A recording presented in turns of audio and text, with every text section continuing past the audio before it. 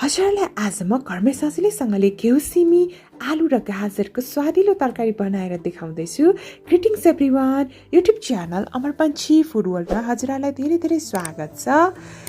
यो घिउ सिमीलाई चाहिँ आलु र गाजरसँग बनाउँदा एकदमै स्वादिलो हुने गर्दछ र यसलाई हजुरले खाना रोटी नान परोठा जेसँग खानु भए पनि हुन्छ। ल बनाउन सुरु गरौँ है त यो तरकारी।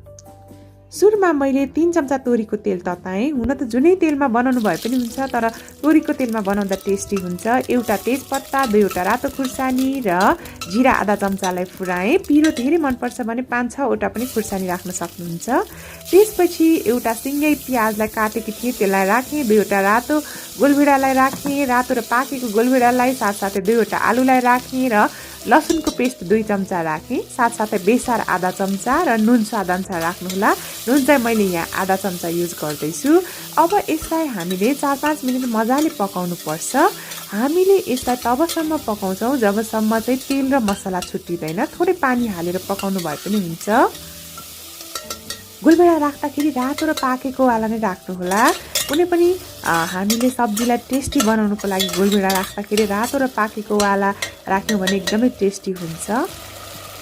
र यतिको मजाले तेल निस्किसकेपछि चाहिँ हामीले अरू चिज थप्नुपर्छ। यो आलु लगभग 50% पाकिसकेपछि मात्रै सिमी र गाजरलाई राख्छौँ।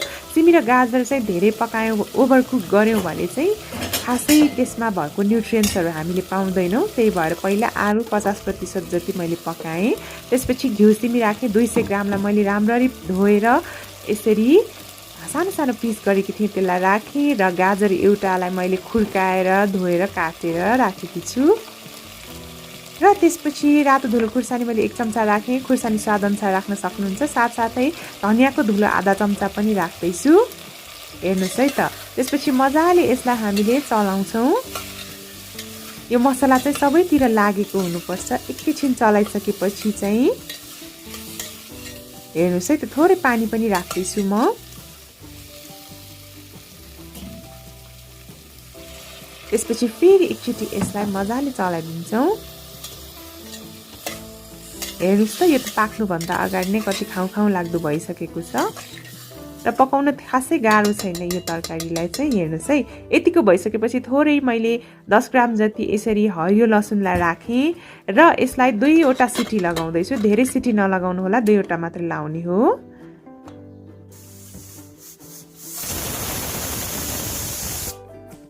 सो यसको प्रेसर चाहिँ आफै रिलिज भइसकेपछि मात्रै खोल्नु होला। र यस्तो देखिसकेको छ। र लगभग मैले 30 ग्राम, अर्को 30 ग्राम चाहिँ काँचो यसरी हरियो लसुनलाई राखेँ। एकदमै टेस्टी बन्छ। कुनै पनि तरकारीमा यसरी काँचो हरियो लसुन राख्नुभयो भने चाहिँ मजाले एकचोटि मिक्स गरिदिनु होला। हेर्नुहोस् त, कति सजिलै तयार भइसकेको छ। म हजुरहरूलाई सर्भ गरेर पनि देखाउँछु र टेस्ट गरेर पनि देखाउँछु।